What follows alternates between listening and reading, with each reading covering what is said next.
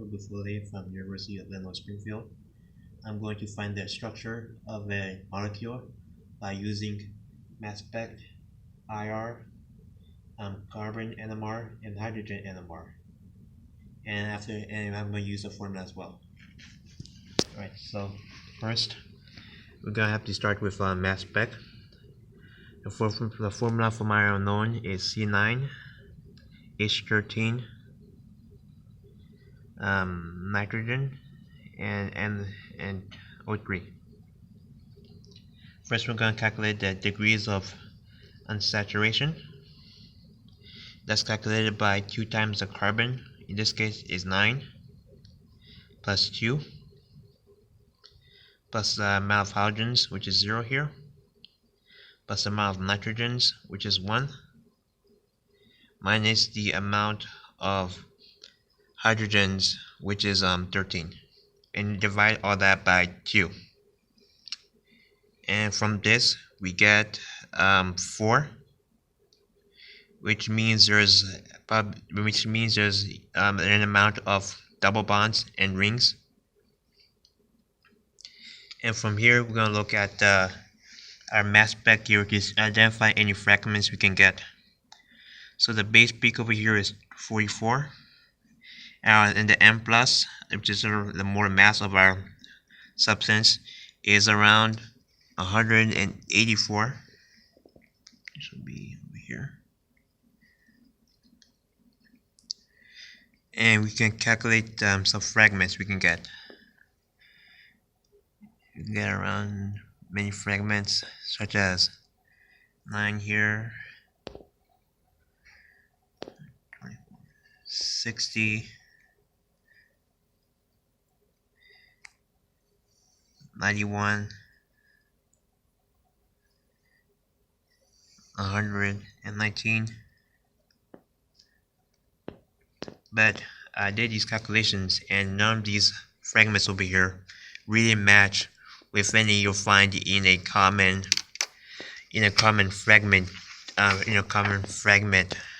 mass spectra. I tried checking them, and none of them really match. So I don't think we'll be able to get much useful information from the mass spec right now. So we move on to the IR. Now the IR can possibly help us get some information for functional groups available in the molecule.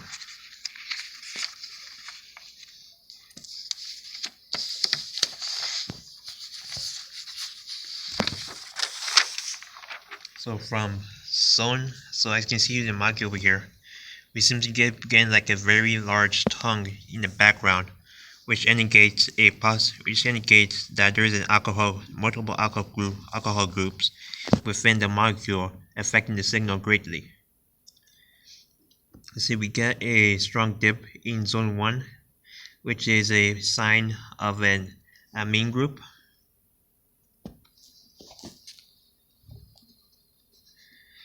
In zone 2, we get some dips over here, which is signs of an sp3 MCH.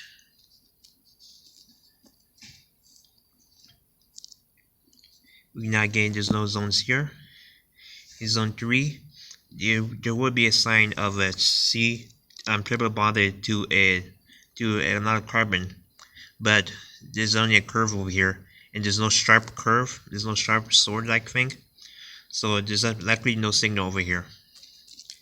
Same thing over here. We will get a sign of a C double bond O if it's a very distinct dip, since we're not getting any of that here.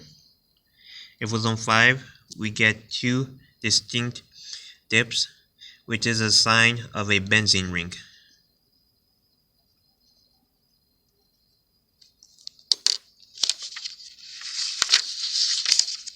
Let me try this.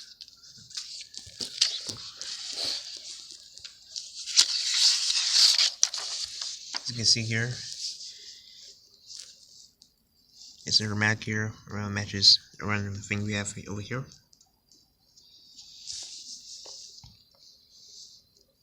I think doesn't exactly match with this because of the multiple OHs messing up the signal. Let's move on to hydrogen NMR. So first step is we're gonna have to label our integrations, which I got earlier, and this is 1, 1, 1, 1 over here, 2, and 3. And you also have to label the type of the amount of peaks that we get, which is very hard to see here. But earlier I got a triplet over here, and singlets over here, another singlet. Okay, so after I've got the integration numbers and the amount of peaks over here, we can try to form a structure. So we know from the IR spectra that we have some sort of benzene ring. So we can draw that.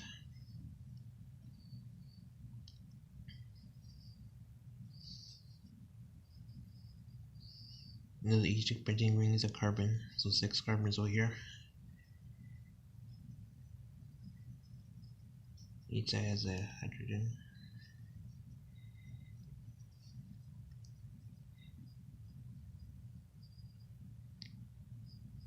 You also know that there's likely alcohol groups involved in our molecule, and we should also draw the rest of the carbons to satisfy our amount.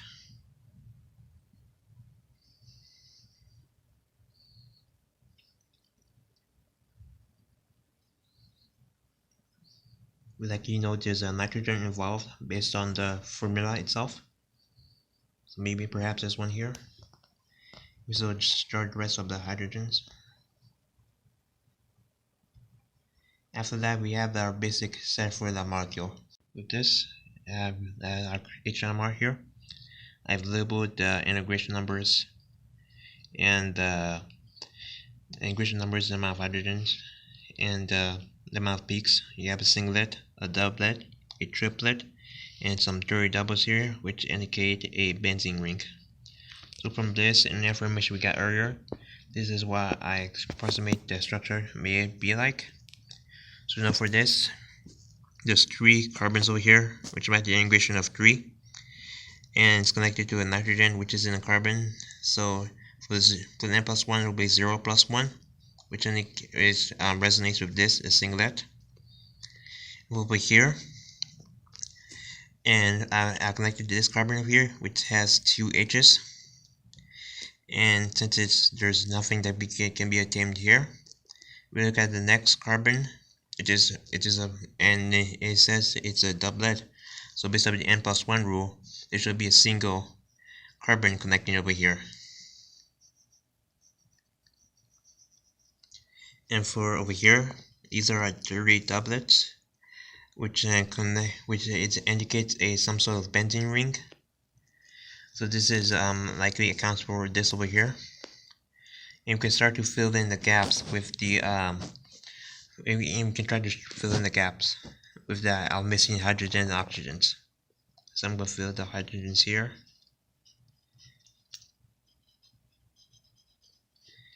And we know this is just 3 oxygens, so maybe there's an alcohol group here. And perhaps an alcohol group connected to the benzene ring.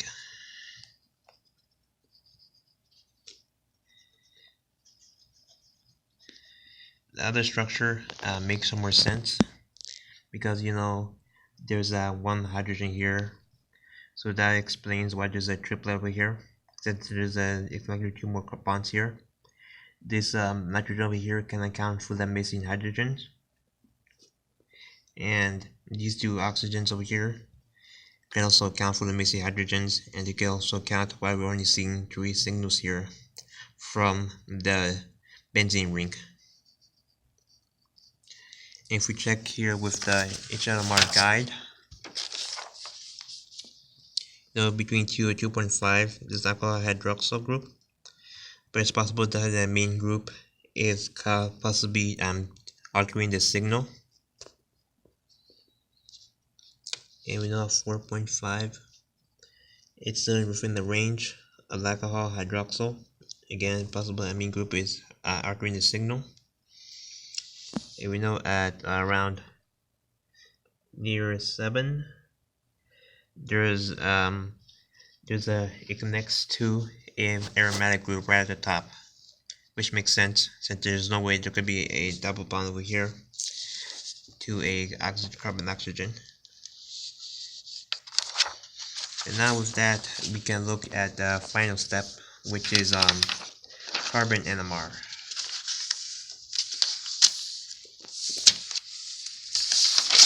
So first step we do is try to label all the carbons. So I label this 1, 2, 3, 4, 5, 6, 7, 8, 9 for the 9 carbons in that formula. And we took the structure that we made earlier.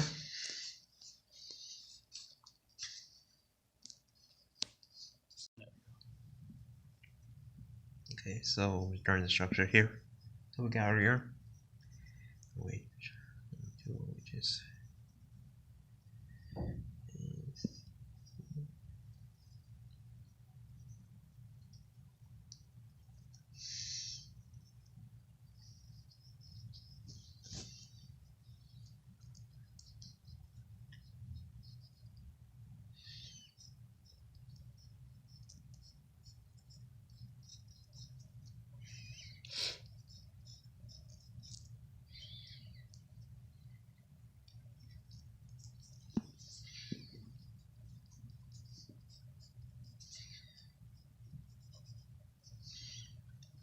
that we know the more left and it is on the chart, the more deshielded it is.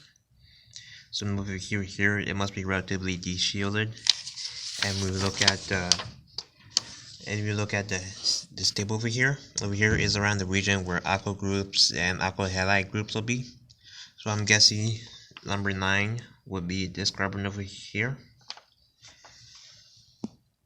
This may have to go left to right, left to right, right, left to right. Okay, so let's start left to right. And this is the one that's likely to be the most deshielded. And these two are pretty close together. So based on this, it should be possible around the aromatic alkene region. So I'm gonna have to go with labeling these as 1 and 2 since they're directly connected to oxygens.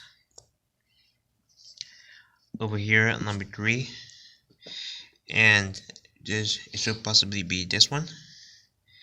And 4, 5, and 6 seem to be around the aromatic carbon region. So I'm guessing it's possibly these are 4. This is possibly 6. This is possibly 5. We got for 6.